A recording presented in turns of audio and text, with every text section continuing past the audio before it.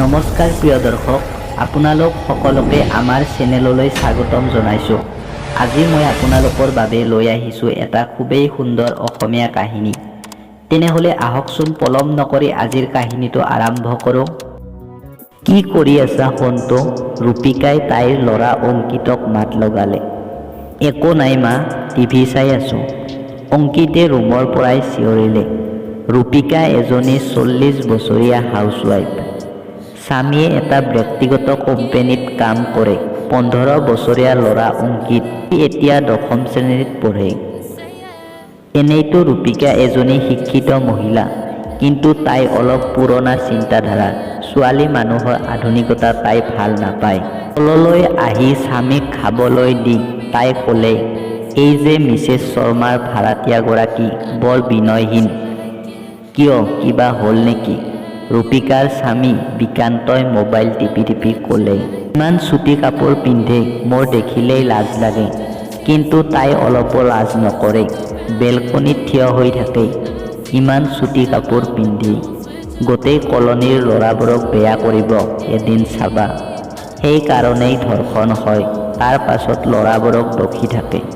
ৰূপিকাই মুখেৰে ভৰভৰাই কাম কৰি থাকিল।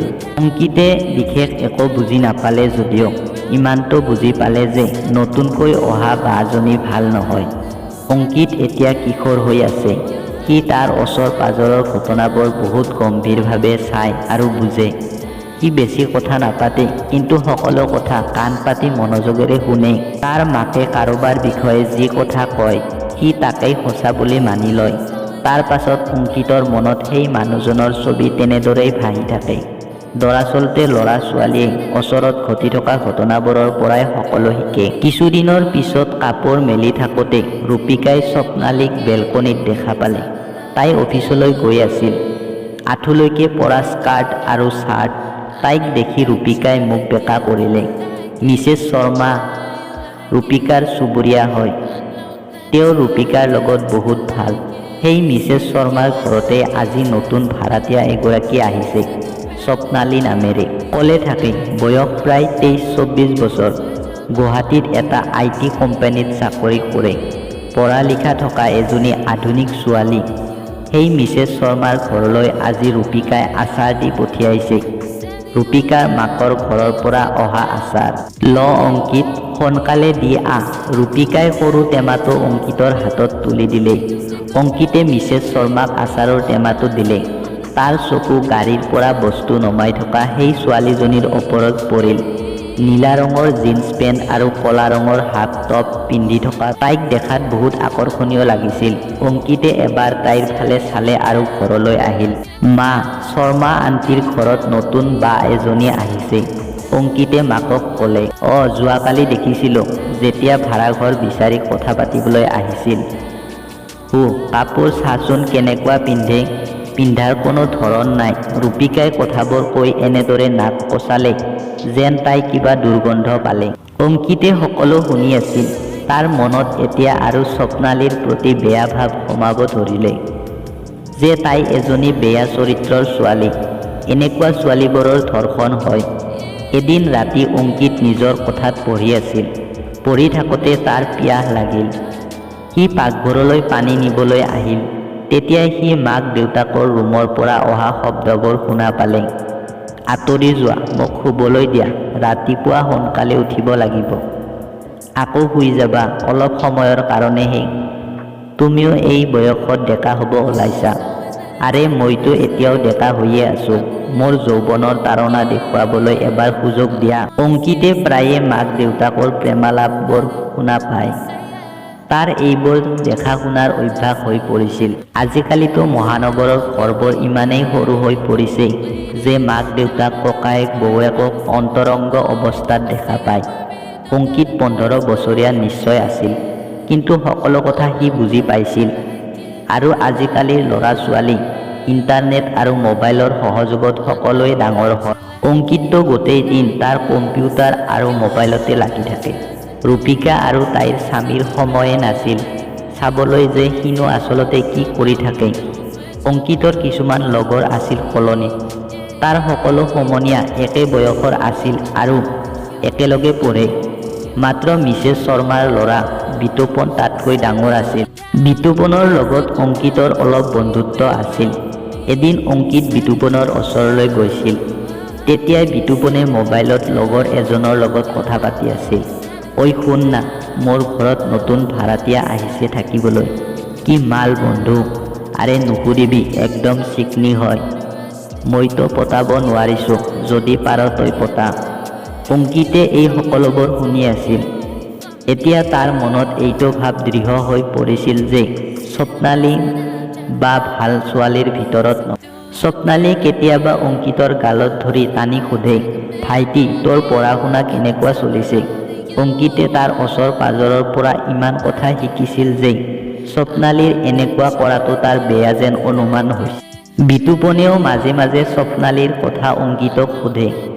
এদিন অংকিতৰ স্কুলৰ লগৰবোৰে তাক ফোনত এখন চিনেমা দেখুৱালে। এইখন চিনেমা বাকীবোৰ চিনেমাতকৈ অলপ বেলেগ। ইয়াত সকলো মুকলিকৈ আছিল। এইবোৰ দেখি অংকিতৰ মনত জিংসা বাঢ়িল। সি অকলে এনেকুৱা চিনেমাবোৰ আৰু চাবলৈ ল'লে। চিনেমা চাই চাই অংকিতৰ এতিয়া সেইবোৰ প্ৰেক্টিকেল কৰিবলৈ মন গ'ল। তাৰ লগৰবোৰেও এনেকুৱা কথাই পাতে। এদিন অংকিতৰ লগৰবোৰ কলনীত গেটত ৰৈ আছিল। সন্মুখৰ পৰা স্বপ্নালী আহি আছিল। তাইক দেখি অংকিতৰ লগৰ এটাই ক'লে, অংকিত, কি ধুনীয়া মাল আছে তহঁতৰ কলনীত। অংকিত, যিয়ে স্বপ্নালীৰ প্ৰতি এটা ধাৰণা বনাই পেলালে, সি ক'লে, আৰে এইজনীতো এনেকুৱাই, চৰিত্ৰ ভাল নহয় তাইৰ। কি কৈছ বে? তাৰ লগৰটোৰ চকু জিলিকি উঠিল। মই নিজেই কেতিয়াবা দেখোঁ ল'ৰা এটাৰ লগত ৰাতি আহে। মোৰ মায়ে নিজে কয় এই ছোৱালীজনী চৰিত্ৰহীন। অংকিতে যিজন ল'ৰাৰ কথা কৈছে সেইজন স্বপ্নালীৰ প্ৰেমিক। যেতিয়া স্বপ্নালীৰ অফিচৰ পৰা অহা দেৰি হয় তেতিয়া সেই ল'ৰাজনে তাইক থ'বলৈ আহে। তেনেহ'লে আমিও চেষ্টা এটা কৰিব পাৰোঁ। অংকিতৰ লগৰটোৱে তালৈ চাই চকুটি মাৰি দিলে। মানে? আৰে তই সেই ভিডিঅ'টো চোৱা নাই নেকি, য'ত ৪-৫টা ল'ৰা লগ হৈ ছোৱালীজনীৰ ওচৰত সেইবোৰ কৰে? এনেদৰে কৈ অংকিতৰ লগৰটোৱে দুষ্ট হাঁহি মাৰিলে। কিন্তু এইটো কৰাটো ভুল হ'ব। যদি আমাক পুলিচে ধৰি লৈ যায়? অংকিতে একো নহয়, আমিনো এতিয়া ক'ত ১৮ বছৰীয়া হ'লো, পুলিচে ধৰিলেও একো নহয়। কিন্তু যদি চবেই গম পায়? অংকিতে ভয় কৰিছিল। গম পালেনো কি হ'ব? এই ছোৱালীজনী এনেকুৱাই, তাইয়ে যদি বেয়া, আমি কি কৰিম? মোৰ মায়ে এনেদৰে কয়, এনেকুৱা ছোৱালীৰে ধৰ্ষণ হয়। অংকিতৰ মাকৰ কথা মনত পৰিল। ভয় কিয় কৰিছ? এদিন চেষ্টা কৰোঁ ব'ল। সেই সুযোগটো এদিন আহিল। ৰাস্তাৰ এডোখৰ খালী ঠাই আছে।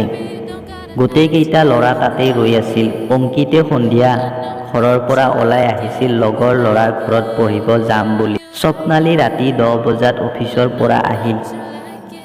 আজি তাইৰ প্ৰেমিকজন লগত নাছিল। তাই যেতিয়াই সেই ঠাইখনেৰে পাৰ হ'ল, সেই 4জন ল'ৰা তাইৰ ওপৰত জঁপিয়াই পৰিল। স্বপ্নালীয়ে অংকিতক দেখিলে।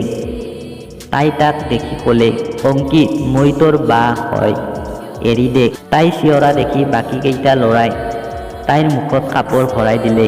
স্বপ্নালীয়ে বহুত চেষ্টা কৰিলে পলাই আহিবলৈ। তাই চেষ্টা কৰা দেখি অংকিতৰ লগৰটোৱে তাইৰ মূৰত ডাঙৰ লাঠি এডালেৰে মাৰি দিলে। তাই অচেতন হৈ পৰিল।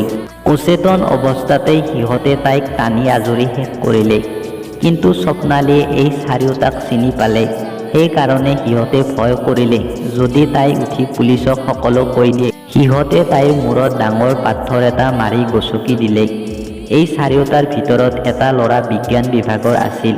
সি গম পাইছিল ফৰেনচিক টেষ্টত কি কি বস্তু পোহৰলৈ আহিব পাৰে। সেইকাৰণে সি জুই লগোৱাৰ বুদ্ধি দিলে। সকলোৱে মিলি ওচৰৰ জাবৰ জোথৰ গোটাই জ্বলাই পেলালে। ৰাতিপুৱা মানুহবোৰে সেই নিজান ঠাইৰ জাবৰৰ মাজত স্বপ্নালীৰ আধা জ্বলা মৃতদেহটো প্ৰত্যক্ষ কৰিলে। সেই মৃতদেহটো সমাজৰ বাবে এটা ডাঙৰ প্ৰশ্নবোধক হৈ পৰিল। আচলতে ধৰ্ষণ কিয় হয়? ইয়াৰ বাবে কোন দায়ী?